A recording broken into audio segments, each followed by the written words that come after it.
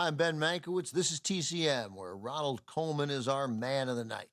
Eternally dashing and endlessly debonair, with a precise, commanding, and memorable voice, the British-born Colman successfully navigated his way from silent film star to become one of Hollywood's favorite leading men of the 1930s and 40s.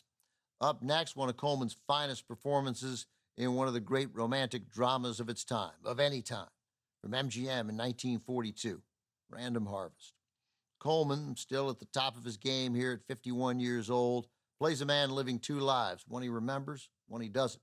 Meanwhile, Greer Garson's character plays an important role in both of Colman's lives, whether he knows it or not.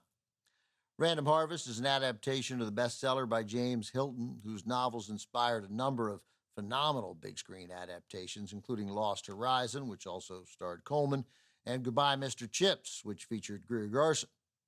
Random Harvest director Mervyn LeRoy believed Colman and Garson were the perfect actors for his film, saying it was as if the characters were written for them. As far as LeRoy was concerned, the English language was never spoken more beautifully on film as when Garson and Colman spoke it. Random Harvest came at a critical time for Colman, who had reached an age when even big-name stars can struggle to stay on top. A movie Colman made the year before Random Harvest, My Life with Caroline, had not done much at the box office.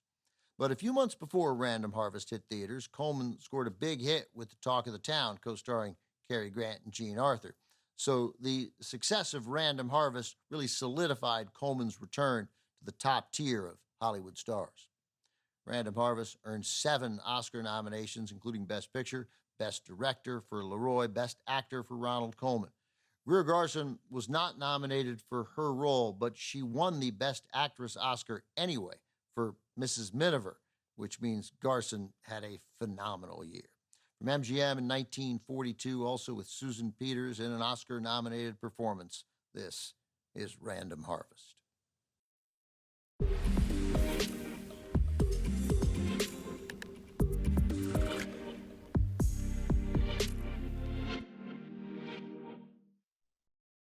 Ronald Colman earned his 3rd Best Actor Oscar nomination for Random Harvest, his first since 1930. Colman didn't win, but his co-star, Greer Garson, won for Best Actress, though it wasn't for Random Harvest. Garson won for William Wyler's film Mrs. Miniver, co-starring Walter Pidgeon and Teresa Wright. Academy rules at the time stated you can't be nominated twice in the same year in the same category. Those are still the current rules. However, they were not always the rules. There were 2 big changes early in the history of the Academy Awards. Those first 2 Best Actor nominations Colman received each came in 1930 at the 3rd Academy Awards.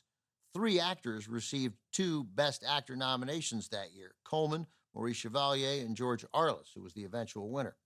At the very first Oscars, actors could be nominated for multiple performances in the same category, so a single win could be for more than one performance.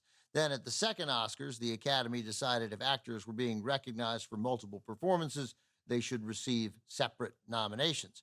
After the third Oscars, the limit was imposed for 1 nomination per category per year. That is undoubtedly what kept Greer Garson from also being nominated for Random Harvest. She's magnificent. Still, Greer Garson was in the middle of a truly incredible streak, nominated for Best Actress in 5 consecutive years and 6 times in 7 years. For the record, Ronald Colman finally won a Best Actor Oscar for his performance in the 1947 drama A Double Life. Coming up, our night of Ronald Colman movies continues with an adventure that was meant to be. Kismet is next on Turner Classic Movies. Next on TCM, Kismet, then My Life with Caroline, and later, Loose Ankles. TCM puts our best foot forward tonight.